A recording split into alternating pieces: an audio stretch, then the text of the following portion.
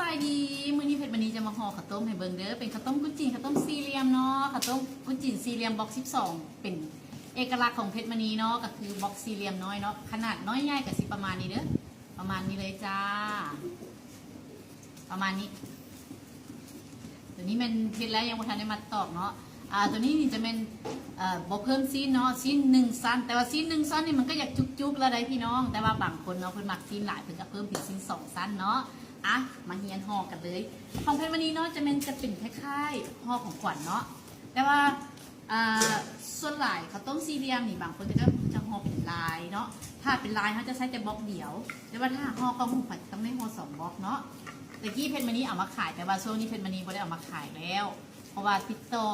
กับคนที่ขายยากเนาะก็เลยว่าติดต่อบ่ได้นี่บอกประมาณนี้เลยจ้ามาเลยกล่องเขาจะใส่กันอยู่ประมาณ4 ใบเด้อใบใหญ่ๆ2 ใบใบน้อย2 ใบเนาะทำอีกเขาจะปิ้นเอาเบื้องแข็งเนาะกล่องนี้เขาจะล้างให้สะอาดแล้วก็มาเอาเอ็นออกแล้วก็มาตัดเกี่ยนเนาะเวลาที่เขาเอาลงเนาะเขาจะเอาเบื้องเขียวเนาะลงลุมเพราะว่าเวลาที่เขาพับออกมาแล้วมันจะเป็นเบื้องเขียวออกมาแนวนี้เนาะตัวทับอีกจะเป็นตัวที่เป็นลายอยู่เนาะหลังจากนั้นเขาก็เอาตัวที่2มาใส่เนาะตัวที่2มันจะเป็นตัวบองงามก็ได้หรือว่าตัวขาดน้อยนึงเนาะก็ได้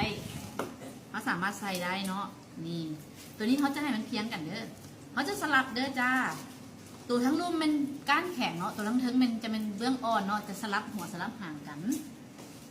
หลังจากนั้นเขาก็เอาใบน้อยนึงเนาะใส่แซมไปเนาะหลังจากได้แล้วเขาก็เอาตัวนี้เนาะเขากาว่าให้มันหุ่มเข่าเนาะหุ่มเข่ามันจะหุ่มเข่าได้แนวไหนเนาะคือแนวนี้มันจะหุ่มเข่ามันหุ่มบล็อกได้แสดงว่ามันหุ่มเข่าเนาะ